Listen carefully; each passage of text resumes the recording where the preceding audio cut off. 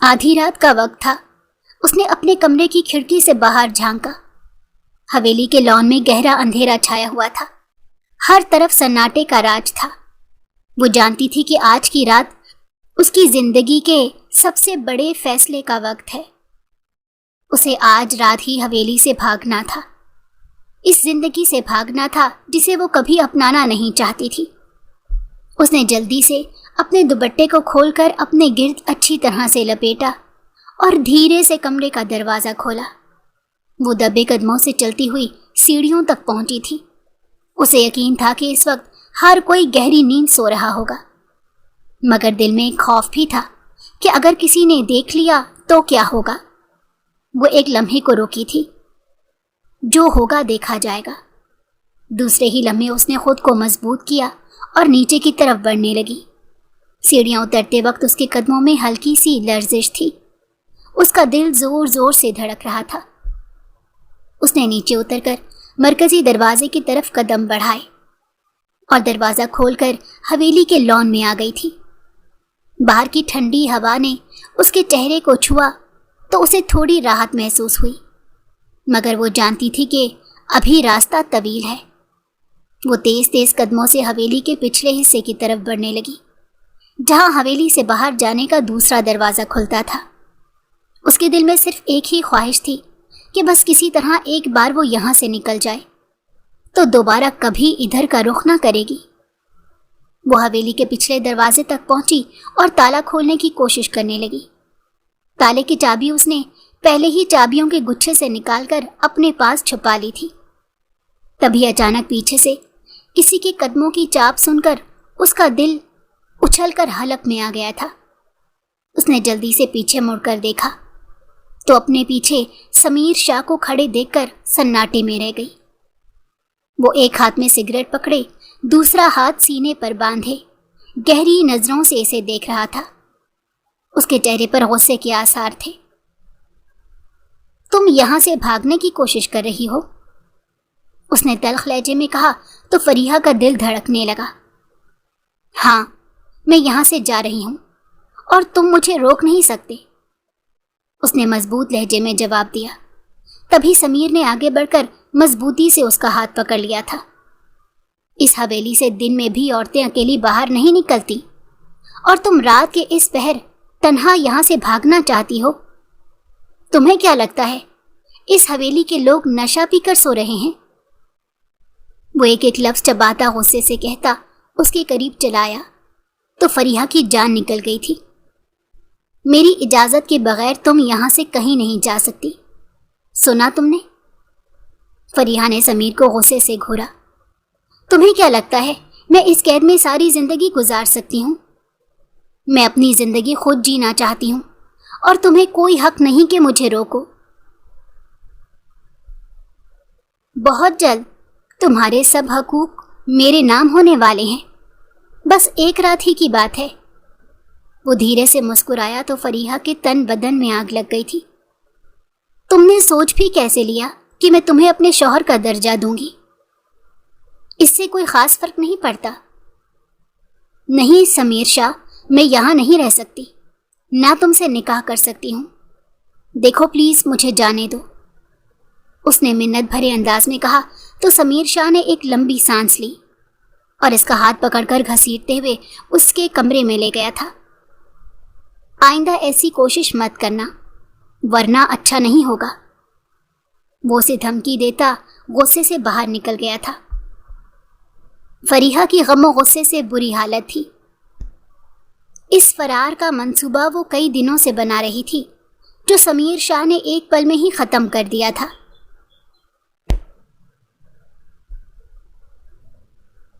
فریحہ کی ماں سارہ اور باپ احمد شاہ کی ملاقات یونیورسٹی میں ایک تقریب کے دوران ہوئی تھی۔ احمد شاہ کا تعلق ایک روایتی جاگیردار گھرانے سے تھا، جبکہ سارہ ایک خوبصورت اور ماڈرن لڑکی تھی۔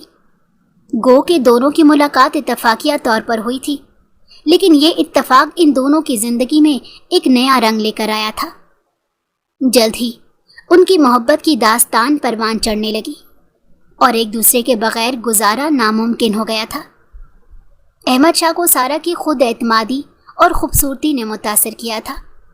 اس کی اداؤں میں ایک الگ ہی کشش تھی، جبکہ سارہ کو احمد شاہ کی شخصیت پسند آئی تھی۔ اس کی بے نیازی اور شاہانہ انداز سارہ کے دل کو بھا گیا تھا۔ سارہ اور احمد شاہ کی محبت کے چرچے عام ہوئے تو سلمان تک یہ خبر جا پہنچی۔ سلمان سارہ کا کزن تھا۔ بچپن سے دونوں میں گہری دوستی تھی۔ دونوں ایک ہی یونیورسٹی میں پڑھتے تھے۔ سلمان تو جانے کب سے سارہ کو چاہتا تھا۔ اس نے کبھی سارہ سے کھل کر اظہار محبت نہ کیا تھا، لیکن اسے پورا یقین تھا کہ سارہ اس کے دل کی حالت سے باخبر ہے۔ پر نہ جانے یہ احمد شاہ کہاں سے ان دونوں کے بیچ میں آ گیا تھا۔ سلمان کو بہت دکھ ہوا تھا، لیکن اس نے ان دونوں کے بیچ میں نہ آنے کا فیصلہ کیا۔ وہ سارہ کو خوش دیکھنا چاہتا تھا، لیکن کسی اور کا ہوتے ہوئے بھی نہیں دیکھ سکتا تھا۔ تبھی اس نے باہر سے ملنے والی ملازمت کی آفر کو قبول کر لیا۔ احمد اور سارہ دونوں کے خاندانوں اور روایات میں زمین آسمان کا فرق تھا۔ احمد اپنی ماں کا اکلوتا بیٹا تھا۔ اس کی ایک بڑی بہن تھی جو شادی شدہ تھی۔ سارہ بھی کوئی گئی گزری نہ تھی، وہ بھی اپنے والدین کی اکلوتی اور لاڈلی اولاد تھی۔ خاص کر اس کے باپ نے تو کبھی اس پر کوئی روک ٹوک نہ رکھی تھی۔ سارہ کا تعلق جس گھرانے سے تھا وہاں لڑکیوں کو مکمل آزادی حاصل تھی۔ وہ اپنی زندگی کا ہر فیصلہ خود کر سکتی تھیں، جبکہ احمد شاہ کے خاندان میں لڑکیوں کی رائے کو اہمیت دینا تو بہت دور کی بات، لڑکوں کو بھی اپنی زندگی کے فیصلے خود کرنے کی اجازت نہیں تھی۔ ان کے خاندان میں شادی بیاہ کے تمام فیصلے بڑوں کی مرضی سے طے کیے جاتے تھے، اور زیادہ تر خاندان میں ہی شادی کرنے کا رواج تھا۔ لیکن سارہ کے لیے احمد شاہ نے اپنے خاندان کی اس روایت کو توڑ دیا۔ زندگی میں پہلی بار وہ سارہ کے لیے اپنی ماں کے فیصلے کے خلاف گیا تھا۔ احمد شاہ کی ماں نے اسے سمجھانے کی کوشش کی تھی کہ شہر کے ماحول میں پروان چڑھنے والی لڑکی اس حویلی کے اصولوں اور روایات کو نہیں اپنا سکے گی، ان کے لیے خاندان کی لڑکی ہی مناسب رہے گی۔ انہوں نے تو اپنے بھائی کی بیٹی احمد کے لیے پسند بھی کر رکھی تھی، لیکن احمد شاہ پر سارہ کی محبت کا جنون سوار تھا۔ اس نے صاف کہہ دیا تھا کہ اگر وہ شادی کرے گا تو صرف سارہ سے۔ سلطانہ بیگم ایک تجربے کار اور جہاں دیدہ عورت تھی۔ وہ اپنے اکلوتے بیٹے اور حویلی کے وارث کو کھونا نہیں چاہتی تھی۔ وہ جانتی تھی کہ مردوں کو عشق کا بخار چڑھتا ہی رہتا تھا، اور جتنی جلدی یہ بخار چڑھتا ہے اتنی جلدی اتر بھی جاتا تھا۔ اسی لیے انہوں نے نہ صرف احمد کی شادی اس کی پسند سے کرنے کی حامی بھر لی تھی، بلکہ بڑی دھوم دھام سے احمد کی بارات لے کر سارہ کو بیاہنے گئی تھی۔ سارہ آنکھوں میں ڈھیروں خواب سجا کر احمد شاہ کی دلہن بن کر حویلی آ گئی تھی، لیکن حویلی کی روایات نے بہت جلدی اسے اس ماحول سے بیزار کر دیا تھا۔ وہ ایک تعلیم یافتہ اور آزاد خیال لڑکی تھی، لیکن حویلی میں آنے کے بعد وہ بہت گھٹن محسوس کرنے لگی تھی۔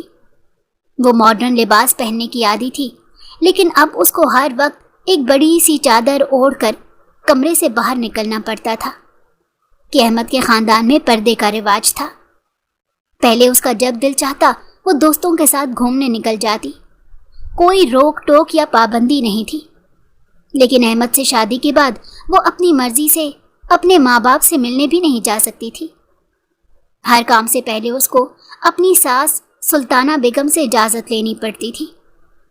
سارہ کو حویلی ایک قید خانہ لگنے لگی۔ پھر اس پر احمد کی ماں کی جلی کٹی باتیں اور طنزیہ انداز سن کر اس کا دل جل کر رہ جاتا تھا۔ احمد شاہ زمینوں کے کام میں بے حد مصروف رہتا، اس کے پاس سارہ کے لیے وقت ہی نہ تھا۔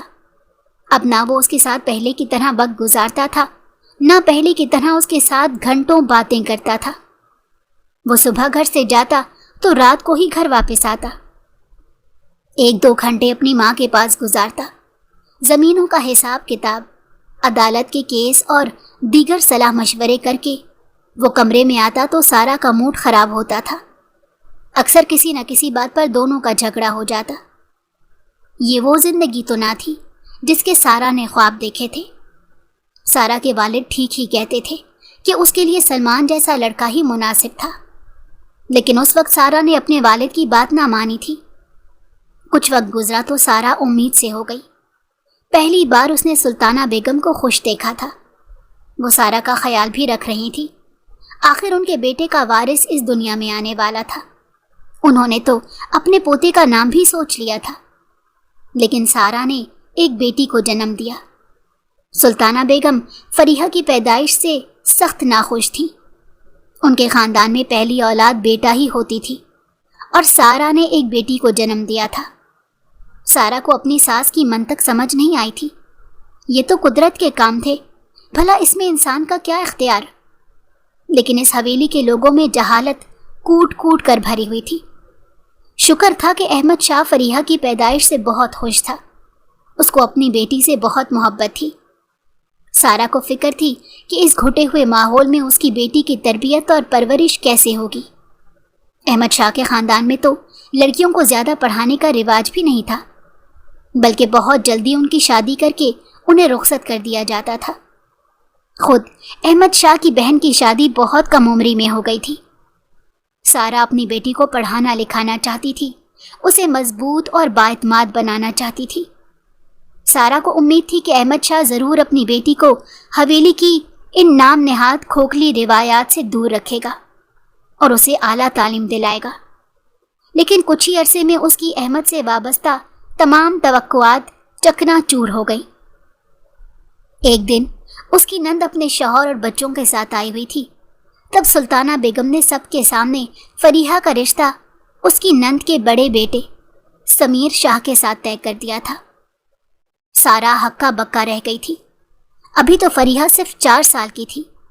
سارا کو امید تھی کہ احمد اپنی ماں کے فیصلے کے خلاف ضرور کچھ کہے گا، لیکن وہ تو بالکل خاموش تھا اور پرسکون دکھائی دے رہا تھا۔ سارا کا خون کھول اٹھا۔ وہ اسی وقت اٹھ کر اپنے کمرے میں آ گئی۔ وہ بے چینی سے احمد کے آنے کا انتظار کر رہی تھی۔ رات گئے احمد کمرے میں داخل ہوا تو سارا کو پریشانی سے کمرے میں ٹہلتے دیکھ کر چونک گیا۔ کیا ہوا؟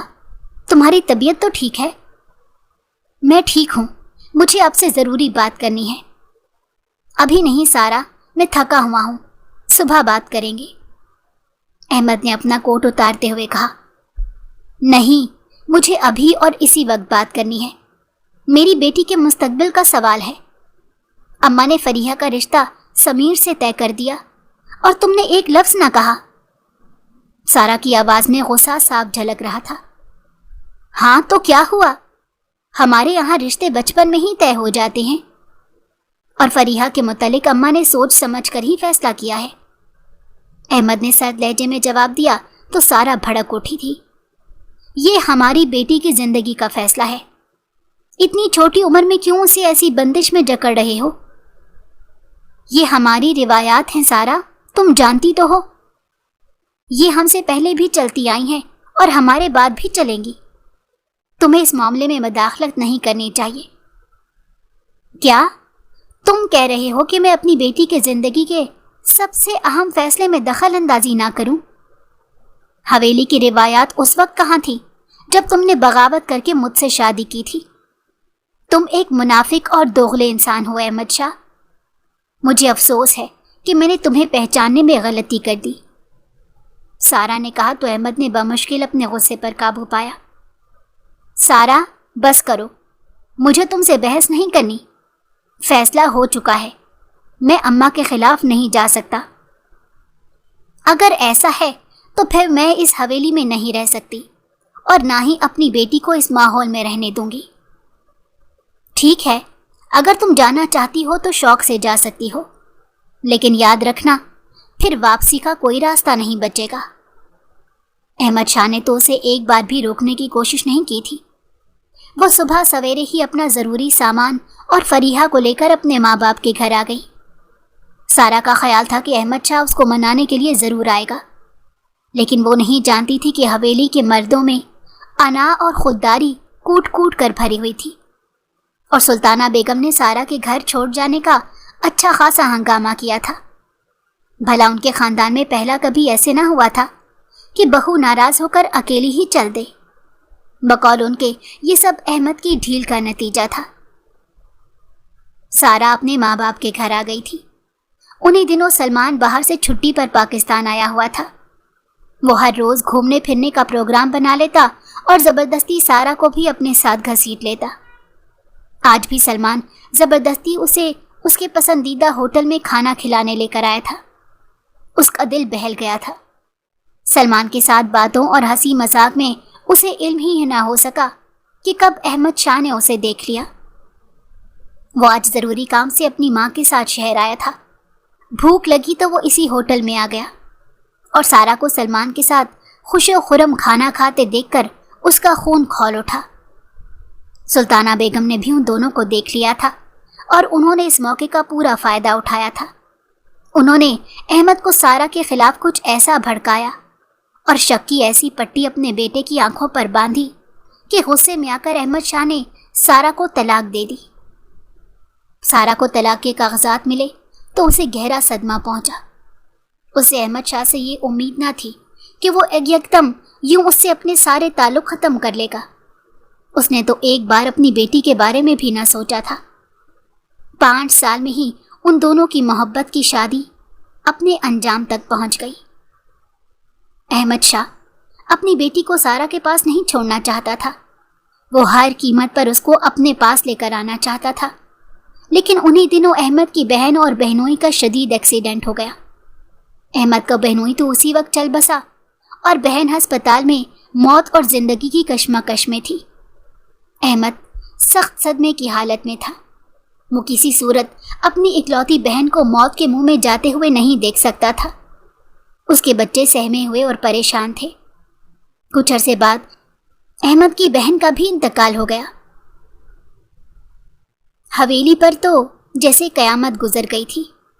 جوان بیٹی اور داماد کی موت کے صدمے نے سلطانہ بیگم کی اکڑ اور غرور کو خاک میں ملا دیا تھا۔ وہ سمجھ گئی تھی کہ اللہ نے انہیں ان کے گناہ کی سزا دی ہے۔ انہیں سارا کی آہ لگ گئی ہے۔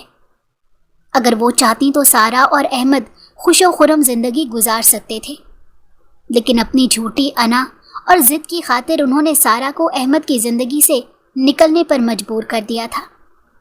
انہوں نے احمد کی بیٹی کو اس سے دور کیا تھا۔ اللہ نے ان کی بیٹی کو اپنے پاس بلا لیا۔ وہ پچھتا رہی تھی، لیکن اب کیا ہو سکتا تھا؟ دوسری طرف احمد بھی پچھتا رہا تھا۔ غصے اور ماں کے اکسانے پر اس نے سارا کو طلاق تو دے دی تھی، لیکن وہ اب بھی اسے بہت چاہتا تھا۔ سلمان سے تو وہ اچھی طرح واقف تھا۔ وہ سارا کا کزن اور دوست تھا۔ سارا پہلے بھی اس کے ساتھ باہر آتی جاتی تھی، پر اس دن اسے اس قدر طیش کیوں آ گیا تھا؟ شاید اس کی انا اور غیرت کو ٹھیس پہنچی تھی۔ جو بھی تھا تیر کمان سے نکل چکا تھا۔ سلطانہ بیگم چاہتی تھی کہ احمد کی دوسری شادی کر دیں، لیکن احمد نے شادی کرنے سے صاف انکار کر دیا۔ وہ اپنی بہن کے بچوں کو سنبھال رہا تھا جو اس حادثے کے بعد بہت سہم گئے تھے۔ سلمان کی مدد اور حوصلے سے سارا جلد ہی طلاق کے دکھ سے باہر نکل آئی۔ اس کو اس کی من پسند زندگی واپس مل گئی تھی۔ احمد شاہ کے ساتھ اس کی حویلی میں اس نے جو سال گزارے تھے وہ کسی اذیت سے کم نہ تھے۔ شکر تھا کہ اس کی جلدی جان چھوٹ گئی، ورنہ اسے تو لگتا تھا کہ وہ اسی حویلی میں گھٹ گھٹ کر مر جائے گی۔ سلمان ابھی بھی سارا سے محبت کرتا تھا اور اس سے شادی کرنا چاہتا تھا۔ سارا کے والد کی بھی خواہش تھی کہ سارا کی شادی سلمان سے ہو جائے۔ وہ آج کل بہت زیادہ بیمار رہنے لگے تھے اور سارا کی طرف سے کافی فکر مند تھے۔ یوں سارا کی شادی سلمان سے ہو گئی اور سارا سلمان کے ساتھ ملک سے باہر چلی گئی۔ سارا فریحہ کو بھی اپنے ساتھ لے جانا چاہتی تھی، لیکن سلمان کی بیٹی نہ ہونے کی وجہ سے اس کا ویزا نہیں ملا تھا۔ لہٰذا مجبور ہو کر سارا فریحہ کو اپنے والدین کے پاس چھوڑ کر چلی گئی۔ فریحہ اپنی نانی نانا کے ساتھ رہنے لگی۔ اس کے نانا نانی نے اسے بڑی محبت سے پالا تھا اور اس کا بے حد خیال رکھا تھا، لیکن وہ ماں باپ کے پیار کو ہمیشہ ترستی رہی تھی۔ کچھ عرصے میں اس کے نانا کا انتقال ہو گیا۔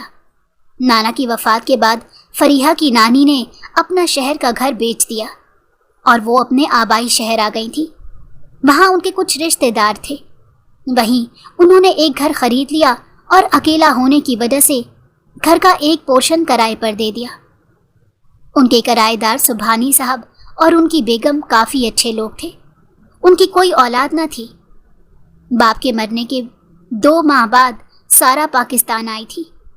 وہ فریحہ کو اپنے ساتھ لے کر جانا چاہتی تھی، لیکن فریحہ نے انکار کر دیا۔ وہ اپنی نانی کے ساتھ خوش تھی اور انہی کے ساتھ رہنا چاہتی تھی۔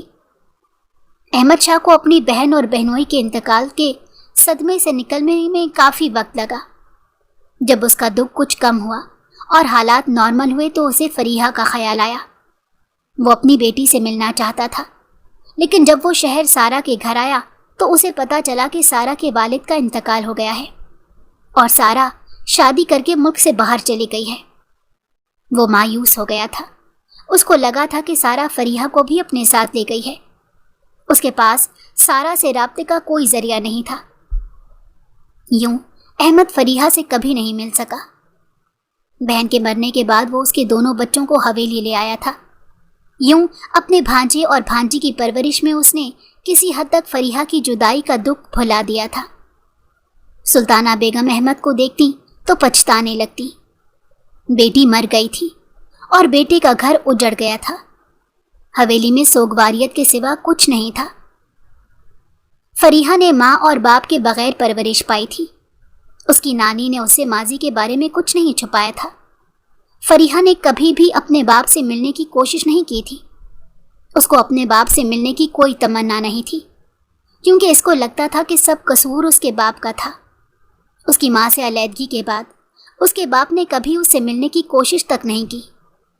یہی وجہ تھی کہ وہ اپنے باپ اور اس کے خاندان سے سخت نفرت کرتی تھی، اور وہ زندگی میں کبھی اپنے باپ کی شکل بھی نہیں دیکھنا چاہتی تھی۔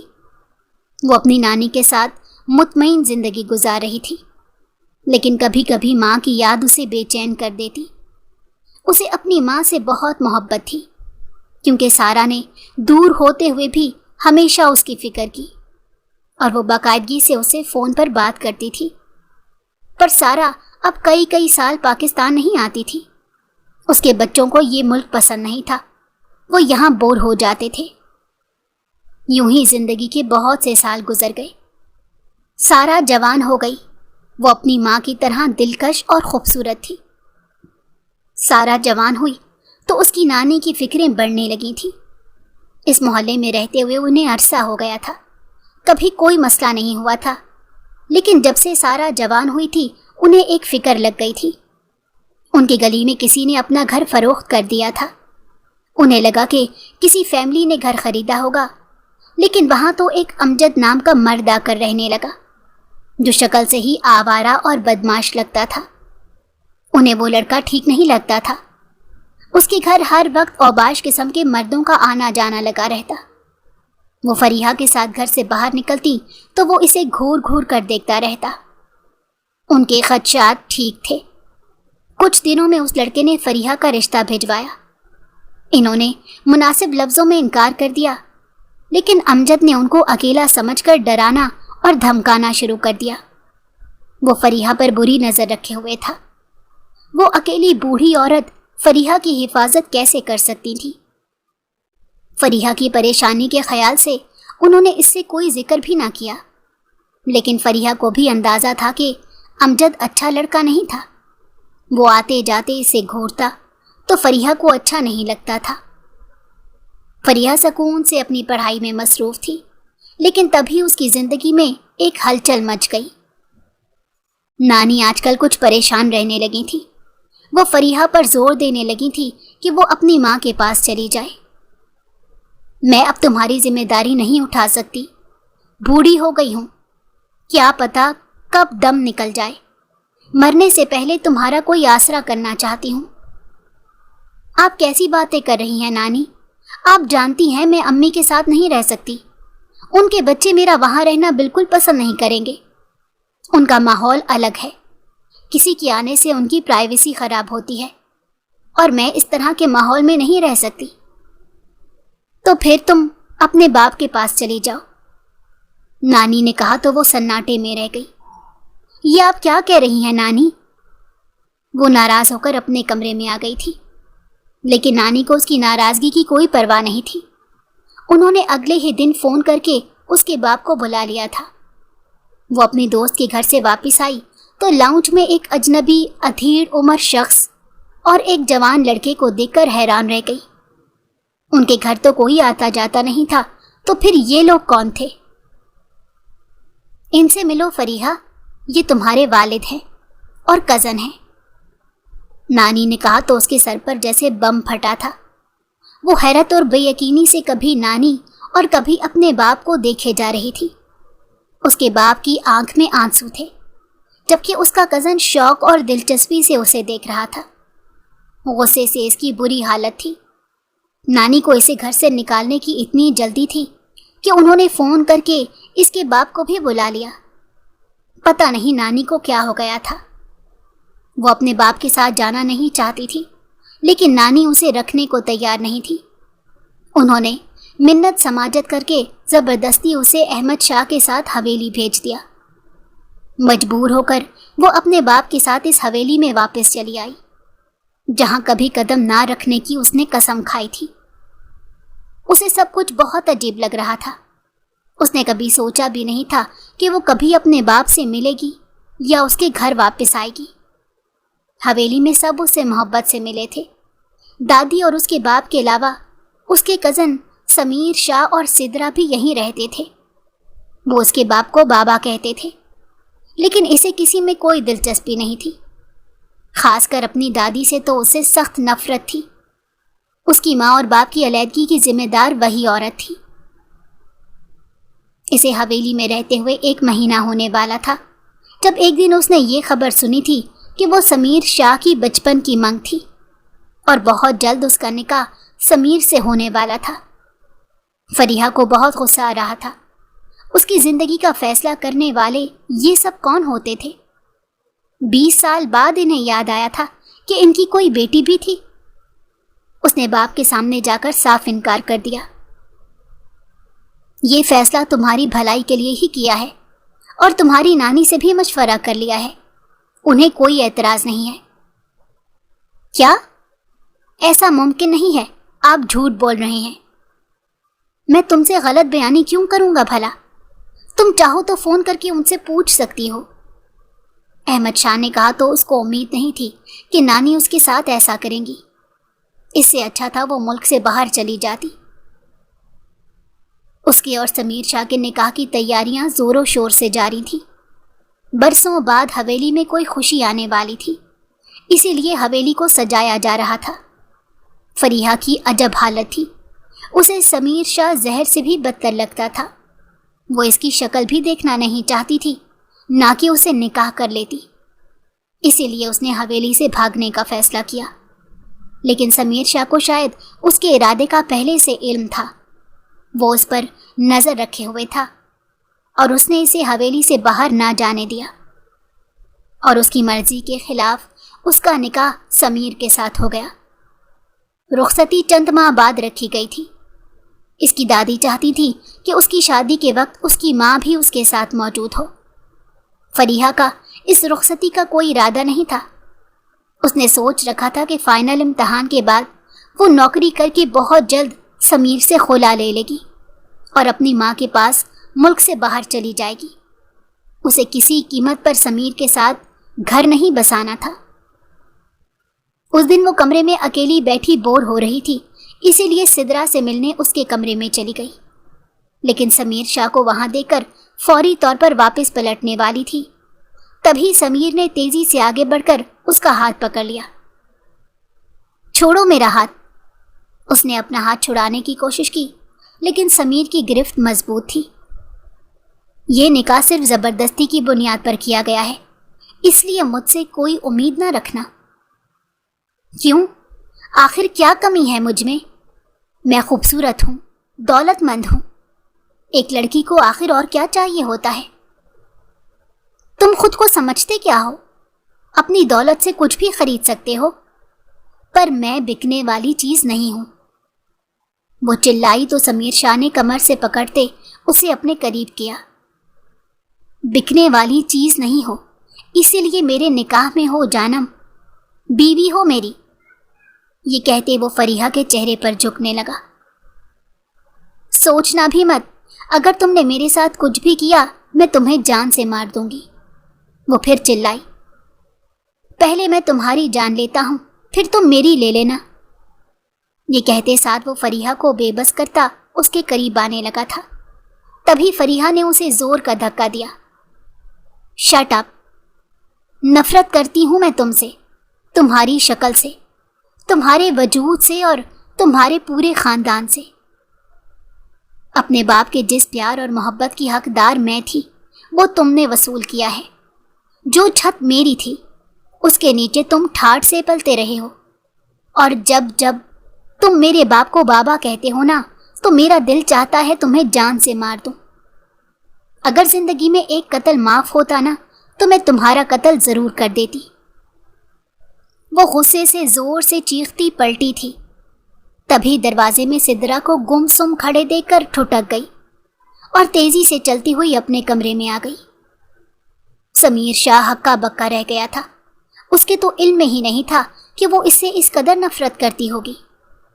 उसकी गुरेज को वो उसकी फितरी शर्म और हया समझता था। वो ना जानता था कि उसका दिल इस कदर जहर से भरा था। वो तो इसे बचपन से चाहता था। जब इसके रिश्ते का ऐलान हुआ था वो 12 साल का था, समझदार था। वो अपने और फरीहा के रिश्ते के बारे में अच्छी तरह जानता था। बचपन से उसने सिर्फ फरीहा के बारे में सोचा था। उसकी शख्सियत और अमारत से मुतासिर होकर बहुत सी लड़कियां उसकी तरफ बढ़ी थीं, लेकिन उसने किसी को घास नहीं डाली थी।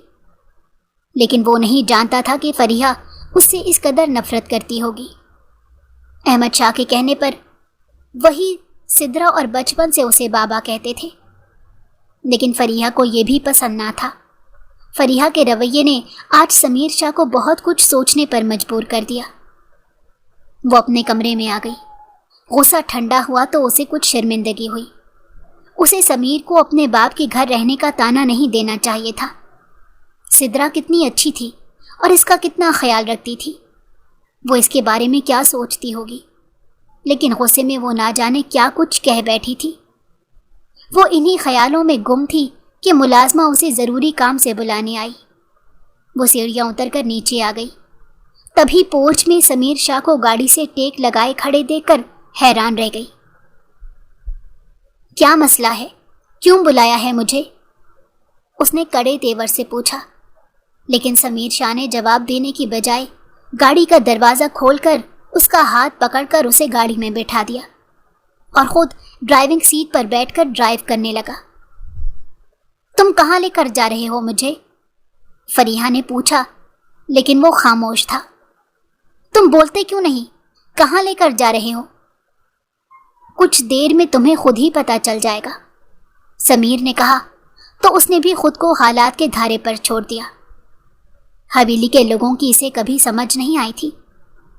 गाड़ी एक झटके से रुकी तो उसने इधर उधर देखा और खुद को नानी के घर के बाहर देखकर वो हैरान होने के साथ खुश भी हो गई। मैं कोई ज़बरदस्ती का रिश्ता नहीं रखना चाहता, तुम फिक्र मत करो, मैं बहुत जल्द तुम्हें आज़ाद कर दूंगा। समीर शाह ने कहा तो उसे एक सुकून महसूस हुआ। लेकिन बाबा, उनसे मैं खुद बात कर लूँगा। वो उसे गली में छोड़कर गाड़ी भगा कर ले गया। दरवाज़ा नानी ने खोला था। वो उसे देखकर हैरान रह गई थी।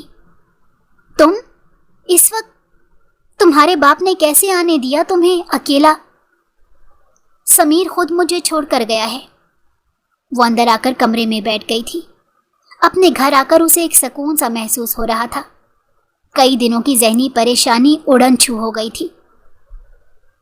तुम्हें यहाँ नहीं आना चाहिए था फरीहा, नानी ने कहा तो वो चीख उठी। नानी, आपका मसला क्या है? अगर आप मुझे नहीं रखना चाहती थी तो बचपन में ही हवेली भेज देती या मेरा गला दबा देती। क्यों इतना अरसा अपने साथ रखा आपने मुझे? और अब पता नहीं आप मुझे उस जहन्नुम में क्यों भेजना चाहती हैं। मैं तुम्हें सारा वाली गलती नहीं दोहराने दूंगी फरीहा। उस वक्त भी मैंने सारा को समझाने की कोशिश की थी कि अपना घर खराब ना करे, लेकिन तुम्हारे नाना सारा को लेकर ज्यादा ही जज्बाती थे। तुम्हारी माँ नादान थी। तुम्हारा बाप इतना भी बुरा नहीं था। वो सारा से बहुत मोहब्बत करता था, पर तुम्हारी माँ को हवेली कैद खाना लगता था। شادی کے بعد عورت کو الگ ماحول برداشت کرنا ہی پڑتا ہے۔ اب بھی تو وہ ایک قید میں ہی زندگی گزار رہی ہے۔ نانی نے کہا تو وہ چونک گئی تھی۔ کیا مطلب نانی؟ کیسی قید؟ اسے تو لگا تھا کہ اس کی ماں بہت خوش ہے۔ یہ قید نہیں تو اور کیا ہے؟ خواہش کے باوجود وہ تم سے ملنے نہیں آ سکتی، نہ تمہارے لیے کچھ کر سکتی ہے۔ وہ وہاں نوکری کرتی ہے، گھر بچے بھی سنبھالتی ہے، کیونکہ باہر کے ملک میں مرد عورت دونوں کو ہی کمانا پڑتا ہے۔ احمد شاہ کے گھر تو وہ ہل کر پانی بھی نہیں پیتی تھی، ڈھیروں ملازم تھے۔ اگر اس وقت کچھ سمجھوتا کر لیتی تو آج حالات مختلف ہوتے۔ گھر بسانے کے لیے عورت کو درگزر کرنا پڑتا ہے۔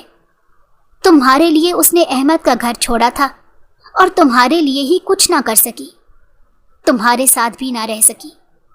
وہ ہر وقت تمہارے لیے فکر مند رہتی ہے۔ نانی، جو ہونا تھا وہ ہو گیا، اب آج کل کچھ زیادہ ہی سوچنے لگی ہیں۔ صبح ہوتے ہی تم سمیر کو بلاؤ اور واپس جاؤ، نہیں تو میں خود تمہارے باپ کو فون کر دوں گی۔ نانی نے اسے دھمکی دی تھی، لیکن اس کا سمیر کو بلانے کا کوئی ارادہ نہیں تھا اور نہ ہی واپس جانے کا۔ فریحہ سونے کی کوشش کر رہی تھی، لیکن نیند اس کی آنکھوں سے کوسوں دور تھی۔ ان چند دنوں میں جو کچھ ہوا تھا، جس طرح نانی کا رویہ بدلا تھا، اس کے دل پر ایک بوجھ تھا۔ نانی سو چکی تھی اور گھر میں مکمل خاموشی چھائی ہوئی تھی۔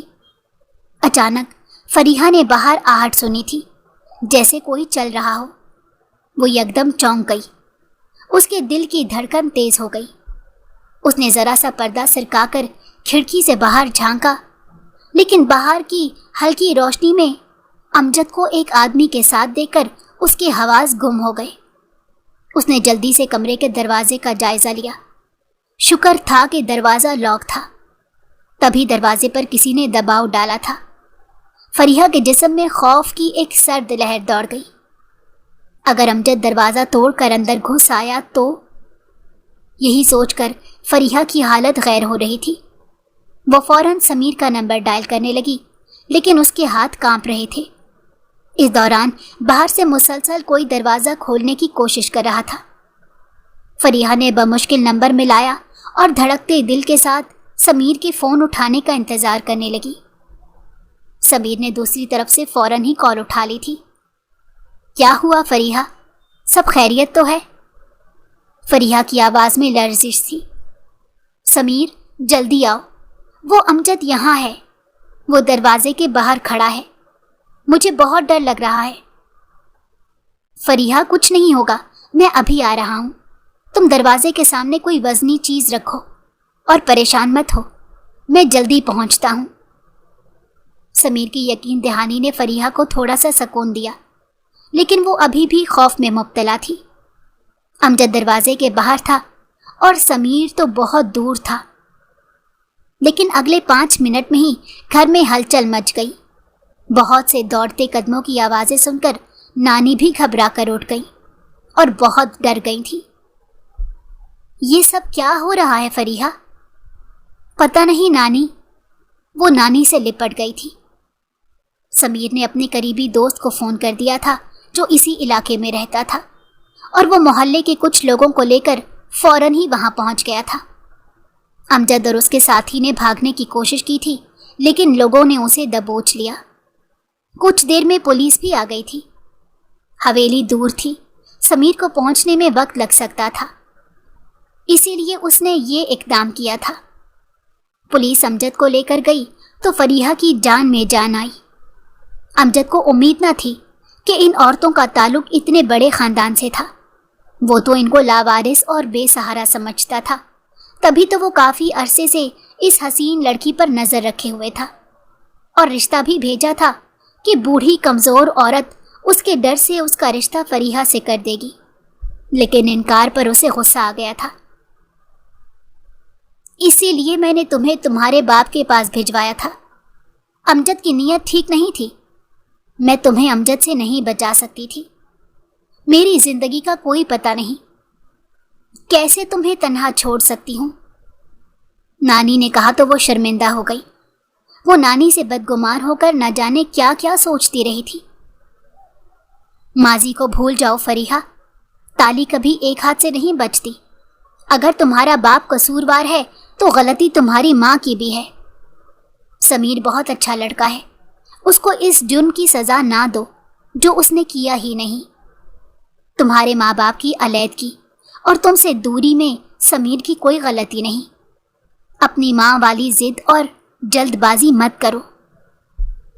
نانی ٹھیک ہی کہہ رہی تھی، اگر سمیر نہ ہوتا تو آج وہ کسی اپنی مدد کے لیے بلاتی۔ وہ بلا وجہ ضد اور انا میں خود اپنے آپ کو ہی نقصان پہنچا رہی تھی۔ اگر آج امجد کو وقت مل جاتا اور وہ اندر آ جاتا تو نہ جانے کیا ہوتا۔ اس نے خوف سے جھرجھری لی۔ کچھ دیر میں سمیر بھی پہنچ گیا تھا۔ تم ٹھیک تو ہو نا؟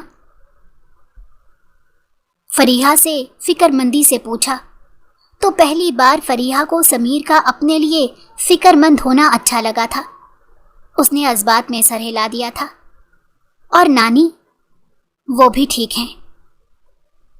سمیر نانی کو ان کی بہن کے گھر چھوڑ کر فریحہ کو حویلی لے آیا تھا۔ احمد شاہ کمرے میں غصے سے ٹہل رہے تھے۔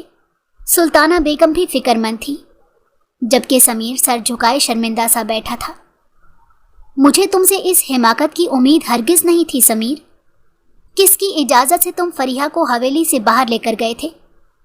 اگر میں نے اپنی بیٹی کا نکاح تم سے کیا ہے تو اس کا یہ مطلب نہیں کہ تم جو دل میں آئے گا کرو گے۔ احمد شاہ نے غصے سے کہا، سوری بابا، صرف سوری سے کام نہیں چلے گا، کوئی سزا بھی ملنی چاہیے۔ سلطانہ بیگم نے کہا تو سمیر نے رحم طلب نظروں سے ان کی طرف دیکھا۔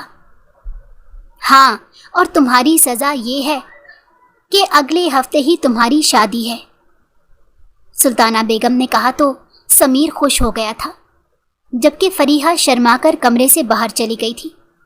وہ اپنے کمرے میں جا رہی تھی، تبھی سمیر نے اس کا راستہ روک لیا تھا۔ بڑی خوشی ہو رہی تھی تمہیں میرے ڈانٹ پڑنے سے؟ ہاں، تو کیوں چھوڑ کر آئے تھے تم مجھے جب بابا نے منع کیا تھا؟ تم ہی کہے جا رہی تھی یہاں نہیں رہنا، یہاں نہیں رہنا۔ وہ اس کی نقل اتار کر بولا تو فریحہ کو ہنسی آ گئی تھی۔ اچھا، میں کہوں گی تو کیا تم مجھے چھوڑ دو گے؟